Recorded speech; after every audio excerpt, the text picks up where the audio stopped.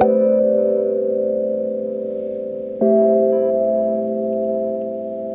everyone, my name is Chelsea and I'm a third year in college. I know it's been a while since I made my last video, but I wanted to make sure that I produce a meaningful video for you guys. Last summer, I did try making this video, but I still felt like I was in the exposition of my time in college, and there were so many changes in my life and things I've learned that I didn't have time to sit down and put everything into words. But now that I had nearly 2 years to reflect on everything, I finally feel ready to share with you guys the most important things I've learned in college. So a lot of you guys have messaged me to make a video on what IB has taught me for college, but I feel like life is too complex to pinpoint exactly where IB has impacted what I've learned. Instead, all the lessons I've learned is the result of my current experiences as well as my past, which was heavily influenced by the IB, having taken PYP, NYP, and DP. Therefore, instead of creating a video on what IB has taught me for college, this video is going to be about what I have learned in college as a recent IB graduate. So from all the lessons I've learned, I've narrowed them down to four main lessons. I feel like these tips or lessons can be applied to just everyday life. So regardless if you are an incoming freshman or you're already in college or you're a high schooler, you can still use these to apply to your life. Before I get into those 4 lessons, I want to add a disclaimer. Although I am providing tips on how to succeed in college, I don't want to present myself as an exemplar IB or college student. Neither do I want to present myself as a master of these 4 lessons, as although I'm aware of them, in no way have I perfected their application in my life.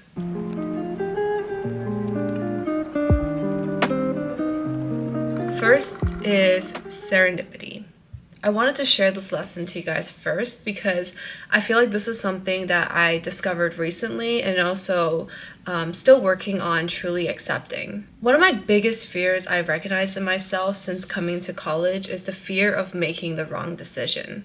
Whether that's related to career or relationship, I fear that the choices I make will negatively impact my future. For example, if I was given the choice to stay in the dorm to study or to go out and hang out with my club members, I fear that if I chose the former, I would lose the chance to get closer to people in my club.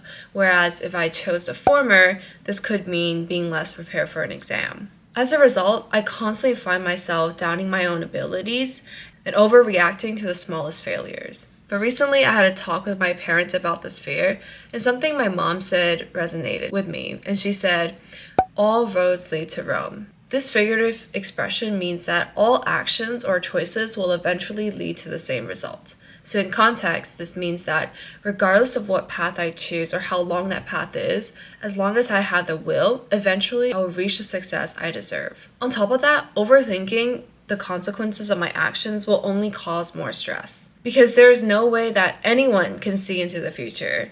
But the best thing that we can do is to focus on what we can control, which is the present. In the present, we're responsible for choosing what we believe is best for us in that moment, and allowing randomness of life to take us to discover things we didn't know. However, these random opportunities are not going to come to us if we're just sitting around. We have to make life more favorable in discovering these randomness. This could mean going out more and exploring what life has to offer. In other words, it's saying yes more. And it's only after going through these experiences will you know if you made the right decision. And by reflecting on these decisions and those experiences, you would know better which direction you should follow in order to reach Rome or your goals.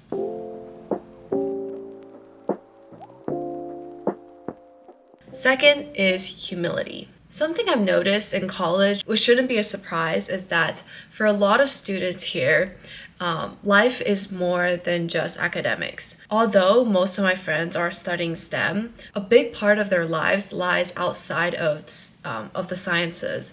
They are professional musicians, they're into dancing, they're graphic designers, and so much more that I know nothing about. But this just comes to show that regardless of people's age or what they're studying, there's always something you can learn from everyone you meet. There was a moment in time in college when I was feeling really lost about what I wanted to do. Despite giving my all into maintaining my grades, engaging in research, and actively participating in my club, I couldn't help but still feel dissatisfied with my progress. But also during that time, I met up with a hometown friend, and he was a first year and I was a second year. So I asked him the typical questions like how he's liking college and his classes. But when I asked him how he was liking his major, he responded with an enthusiasm and genuine love for what he was pursuing. It was during that conversation I realized that I had completely lost touch with my dreams and my aspirations.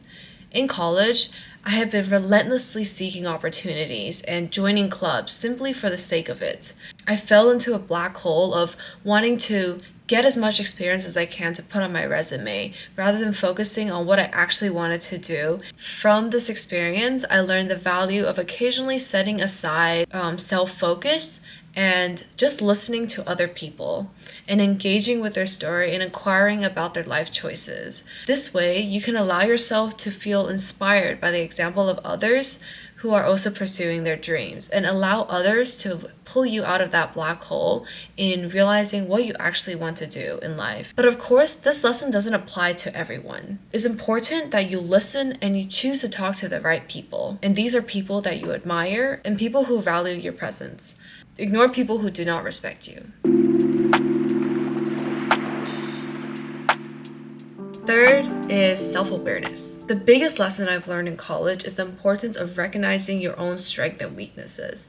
This in itself may sound small, but there's a lot that comes with this skill. Because it is only when you're able to find your strength and your weaknesses are you able to establish your boundaries and recognize what is good and not good for you in all aspects of life. So for example, when I first came into college, I was struggling to decide whether or not I wanted to study pre-med or go into research. I was afraid that if I did not choose pre-med, which I think is stereotypically labeled as more successful, that all my hard work would go to waste. However, after finding research and trying out various different opportunities, I realized that I genuinely thrive in academia. Not only do I think I perform well in research, but I genuinely enjoy it a lot more. By being self-aware of your strengths and weaknesses, you also build self-esteem. For example, once I knew that I wanted to do research, I focused on activities that would help me achieve that dream. For example, I spent a lot more time doing research.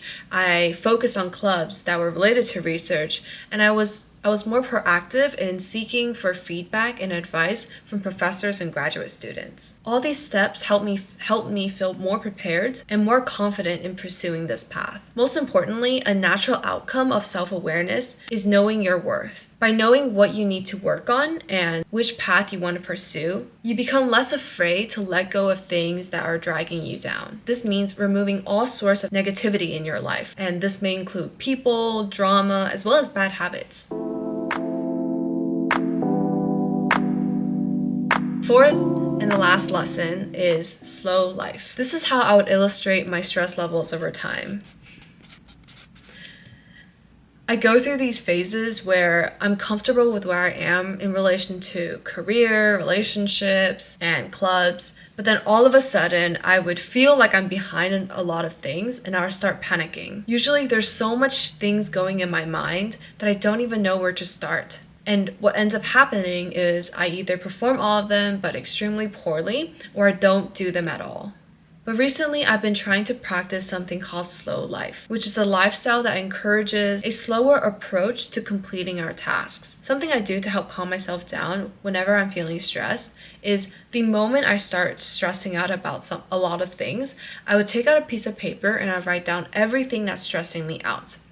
After that, under each of the things that's stressing me out, I would write down one thing I wanted to do that day to help me accomplish that task. For example, if I felt disconnected with my family, I would aim to at least call my mom by that night. Or if I feel like I'm not participating enough in a class, I would aim to talk at least once in that class that day. By putting all your tasks out and everything that's stressing you out on a piece of paper, not only will it make things feel more manageable because it's all in one piece of paper, but sometimes it might be even smaller than you expected. Additionally, by writing down everything you want to accomplish by the end of the day, you will feel a lot more productive and less stressed.